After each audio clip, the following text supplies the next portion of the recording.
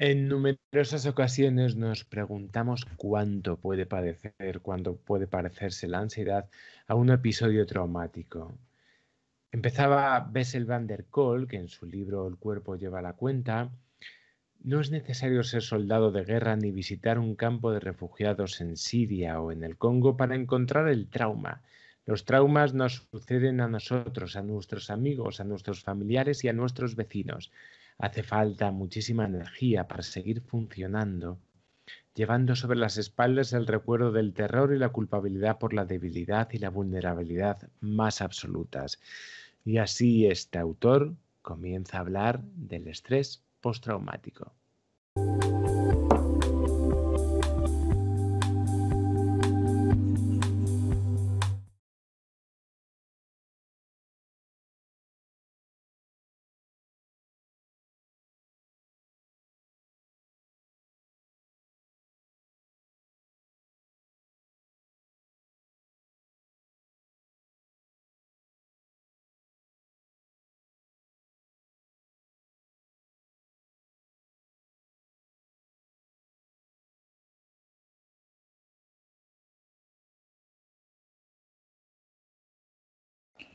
Pues bienvenidos a todos a un capítulo más de nuestro consultorio en el que ya sabéis que trabajamos todos los aspectos relacionados con la ansiedad y todos también los trastornos, bueno, pues asociados a ella.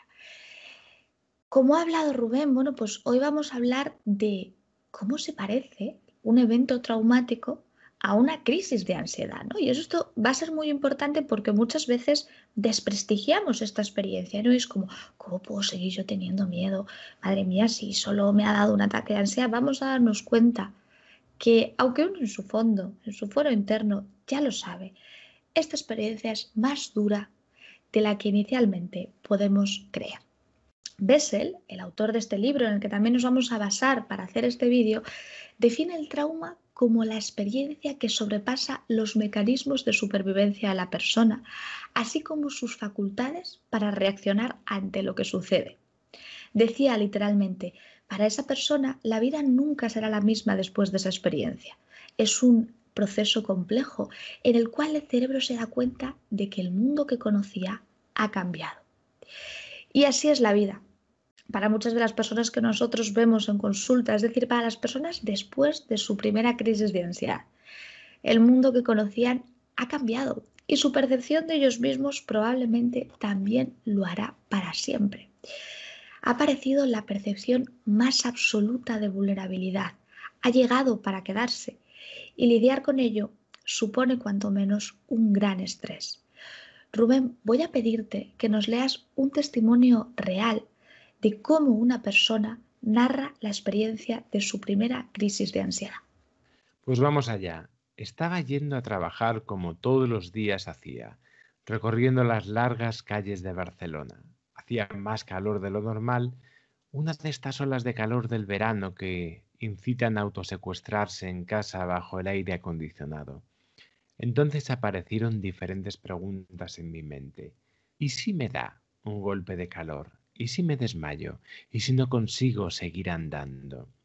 Todas ellas aparecían a una velocidad de vértigo por mi mente sin que ni siquiera pudiera plantearme que me estaba llevando a preguntarme de una manera tan alarmista todas esas preguntas.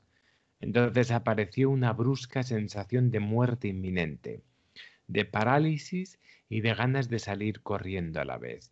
Y no se me ocurren más palabras para describir aquello que sentí y que días más tarde pude etiquetar como crisis de ansiedad. Sentí perder todo aquello que me sostenía, mi seguridad, mi cuerpo, mi templanza, mi conocimiento, mi capacidad resolutiva, todo murió por unos minutos para quedarme yo más desnuda que nunca, bajo ese miedo más intenso que había sentido jamás. Tanto miedo fue que ni siquiera supe llamarlo miedo y que pude identificarlo más con la palabra muerte. Ciertamente vamos a tener en cuenta que para todo el mundo la experiencia del pánico no significa lo mismo. Hay quien va a vivir una crisis de ansiedad y se va a quedar ahí como un episodio desagradable, mientras para otros va a ser una experiencia que va a marcar a veces su vida para siempre. provocando inevitablemente un replanteamiento de sí mismos, así de como de su manera también de concebir el mundo. Y es que así como pasa con otras experiencias traumáticas, como son la violencia, como son los robos, como son las agresiones, el hecho traumático no va a marcar de un modo concreto la experiencia de la persona, sino que van a intervenir diferentes y diversos factores, como por ejemplo la personalidad, la capacidad de afrontamiento, los recursos, el apoyo social, el momento concreto en el que se encuentra la persona, que van a marcar el impacto de la vivencia que ha tenido esa persona.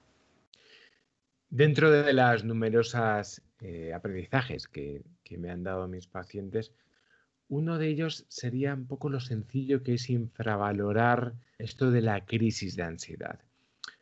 Yo creo que para muchos de ellos sería mucho más cómodo decir que no pueden montar, por ejemplo, en un autobús porque sufrieron un accidente y ese accidente hizo que, bueno, luego padeciesen un estrés postraumático y bueno, pues eso quedaría explicado. Ellos no pueden explicar que el accidente fue en realidad un accidente interno.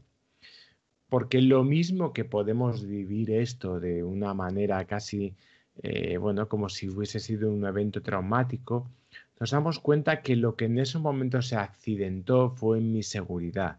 Lo que en ese momento se accidentó, bueno, fue mi forma de vivir la vida en ese momento sin, bueno, esa percepción de peligro. ¿Qué es lo que ocurre? Que, bueno, las personas no pueden explicar esto y a veces lo hacen o lo viven como si fuese realmente una historia en la que, bueno, pues que no pueden explicarlo porque sienten que nada, pues que en el fondo los demás lo van a entender como una tontería. Pero si supiésemos esto del accidente interno, lo pudiésemos explicar, estoy seguro que se quedaría mucho más en nuestra memoria colectiva. En la primera crisis de ansiedad, casi nadie cree estar teniendo mucho miedo. La gente cree que algo terrible, algo horrible va a suceder. Una pérdida de control, una muerte, la sensación de locura. Claro, cuando estoy viviendo eso, no es que simplemente esté pasando mucho miedo. Eso, luego más adelante, sí que vamos a reproducirlo de esta manera. Pero en ese momento nos sentimos eso, morir. Claro, Rubén, es que tal vez sería interesante que pudiéramos plantearnos que estamos trabajando y tratando con experiencias verdaderamente duras e intensas, que nos acercan, aunque sea de un modo subjetivo, a la muerte y al peligro de manera directa. Desde esta perspectiva, quizá la culpabilidad y los sentimientos que surgen asociados a los trastornos de ansiedad, pues la debilidad, el fracaso, la sensación de cobardía, quizá podrían ser mejor abordados. Yo te haría una pregunta, ¿no? ¿Será acaso injusto, ¿no?, desprestigiarnos por vivir con miedo después de una experiencia, ¿no?, de ese accidente interno, que me gustaba mucho ese término que utilizabas, una experiencia tan desgarradora como en muchas ocasiones es el ataque de pánico? Pues mira, vamos a utilizar algunos de los fragmentos de este autor, de Bessel van der Kolk, en el que estamos hablando precisamente de esta obra, del cuerpo lleva la cuenta, en los que vamos a analizar un poquito más en profundidad este trauma, con el propósito de poder comparar este primer ataque de pánico con el hecho traumático y vamos a concluir que a lo mejor existen más semejanzas de lo que nos podamos imaginar entre esa primera crisis de ansiedad y un hecho traumático. Leo, la esencia del trauma es que es abrumador, increíble e insoportable. Cada paciente nos pide que dejemos de pensar en términos de lo que consideramos normal y aceptemos que estamos tratando con una realidad dual, la realidad de un presente relativamente seguro y previsible que vive al lado de un pasado ruinoso que se hace continuamente presente.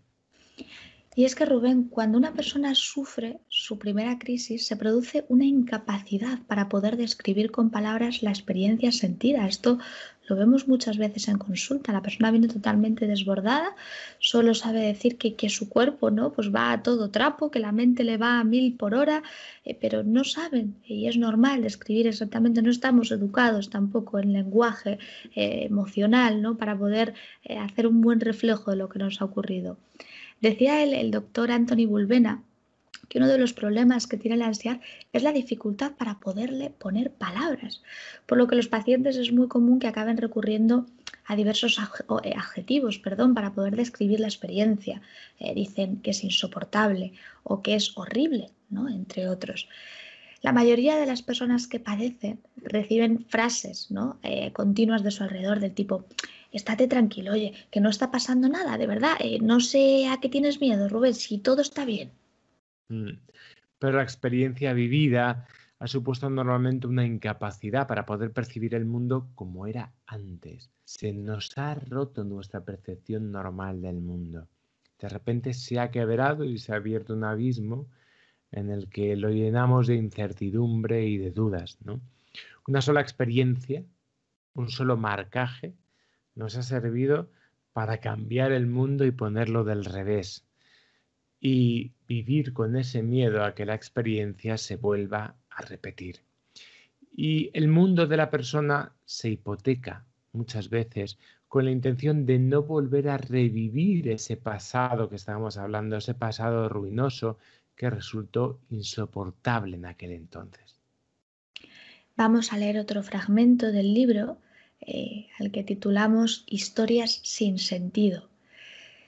Decía: las huellas de las experiencias traumáticas no se organizan como narrativas lógicas y coherentes, sino como huellas sensoriales y emocionales fragmentadas, imágenes, sonidos y sensaciones físicas. Y es que seguro que estaréis de acuerdo conmigo en que nadie se acuerda qué hizo el 10 de septiembre del 2001. Sin embargo, todos o casi todos, ¿no? Ya con determinadas edades, vamos a saber dónde estábamos el 11 de septiembre cuando aquel avión colisionó en directo con las Torres Gemelas. No recordamos probablemente qué hicimos después, ni tampoco es muy probable que recordemos qué hicimos antes de que ese suceso se produjese, pero tenemos esa imagen casi todos grabada en nuestra memoria, nosotros observando la tele, hablando con nuestros familiares, viendo la catástrofe. Así nos pasa, Rubén, cuando algo nos impacta y nos quedamos un poco noqueados. Y es que retenemos imágenes, retenemos sensaciones físicas, retenemos impresiones, pero perdemos la capacidad de realizar una narrativa coherente que nos explique lo que pasó. Yo diría, así por decirlo, lo más parecido a una indigestión. Tenemos ahí comida sin digerir y muchas veces lo que necesitamos es expulsarla o digerirla, aprender a digerirla. En nuestro intentando buen hacer de terapeutas, lo que hacemos es un poco esa función de jugo gástrico, es decir, aprender a digerir aquello que está trancado. ¿Y cómo la persona aprende a digerir? Bueno, le ayudamos a construir un contexto en esa historia. Le ayudamos a no quedarse solamente con impresiones ni con fogonazos. Le ayudamos a dar una narrativa coherente a todo eso que estaba sucediendo, porque es entonces cuando podemos aprender a mirar de forma correcta lo que nos ha pasado y podemos digerir y vivirlo desde otro punto de vista, Cris. Vamos con otro fragmento. A este le hemos titulado ¿Realidad o imaginación? Dice el autor: para saber quiénes somos, para tener una identidad, debemos saber, o al menos sentir que sabemos, qué es y qué era real. Debemos observar lo que vemos a nuestro alrededor y etiquetarlo correctamente. También debemos poder confiar en nuestros recuerdos para poder distinguirlos de nuestra imaginación. Perder la capacidad de realizar estas distinciones es una señal de lo que el psicoanalista William Maitland ha llamado el asesinato del alma. Borrar la conciencia y cultivar la negación suele ser esencial para la supervivencia, pero el precio es que pierdes la pista de quién eres, de lo que estás sintiendo y de qué y en quién puedes confiar. Y es que uno de los problemas que se dan después de un suceso traumático es la dificultad que tenemos para etiquetar, para ponerle nombre a las cosas, para entender qué cosas de las que pasaron fueron reales y qué cosas fueron imaginarias, porque muchos de ellos, muchas de las personas que han tenido una crisis de ansiedad salieron de esa experiencia con la idea de que casi se mueren, que casi ocurre algo catastrófico, que eso no era verdad, ¿no? Porque eso formaba parte de su imaginación. Por lo tanto, se mezcla en una especie de sueño onírico, ¿m? La realidad y la ficción. Y lo que termina pasando es que, bueno, hay una dificultad para poder discernir entre ambos. Y la historia que vamos a heredar después de todo eso va a ser una historia en la que vamos a mezclar mitos, leyendas y realidad. Y vamos a vivir esto desde una perspectiva casi mitológica y legendaria. Poniendo de ejemplo, Rubén, la crisis de ansiedad, entendemos que la emoción que precede a una crisis de ansiedad es el miedo, un intenso miedo, que como consecuencia va a tener numerosos pensamientos catastrofistas que la persona acaba creyendo a pies juntillas. He perdido el control, he estado a punto de volverme loca, he estado a punto de ahogarme. Se produce comúnmente la distorsión cognitiva a la que llamamos en psicología razonamiento emocional. Es decir, las personas creen que sus emociones reflejan cómo son las cosas. Es decir, lo que se siente emocionalmente es cierto. Si siento que me estoy volviendo loco o loca, es que me estoy volviendo loca. A menudo las personas han perdido su identidad o su sentido de la identidad. Es como si se hubiese disipado muchas veces y ya no pudiesen saber quién son, ¿no? Y es que esto les ha golpeado justo en la línea de flotación. Esto les ha hecho dudar acerca de lo que pensaban, que creían y de repente ha roto su sentido de estabilidad con el mundo. Y muchas veces tenemos que aprender también a fijar una nueva identidad en el que un nuevo elemento se ha unido a la ecuación. Es como si de pronto me pongo a cocinar y yo estoy acostumbrado a una serie de ingredientes y estoy obligado a cocinar con un ingrediente. Bueno, ¿qué hago con ese nuevo ingrediente? ¿Cómo lo manejo? ¿Cómo soy capaz de colocarlo dentro del plato? ¿Mm? Sabiendo que esa nueva receta sí forma parte de mi nueva identidad, porque yo no puedo olvidar lo que ha pasado. Se añade un elemento nuevo a mi identidad. ¿Dónde lo coloco? Si lo coloco en la repisa, si lo coloco en el armario. ¿Dónde lo coloco? Eso va a ser clave, porque como lo coloquemos en el centro de la habitación, estorbando, ¿no? Haciéndolo tan visible, si al final se convierte en un mueble horrible que siempre estoy fijándome en él, para los que os guste la decoración, pues al final, ¿qué va a ocurrir? Pues que ya no va a haber habitación, ya va a haber mueble en el que me fijo. Y os vamos a dejar con este escrito que hizo Jessica Stern y que se refleja en este libro al que hemos hecho mención. Dice, la vida de algunas personas parece fluir como una narración.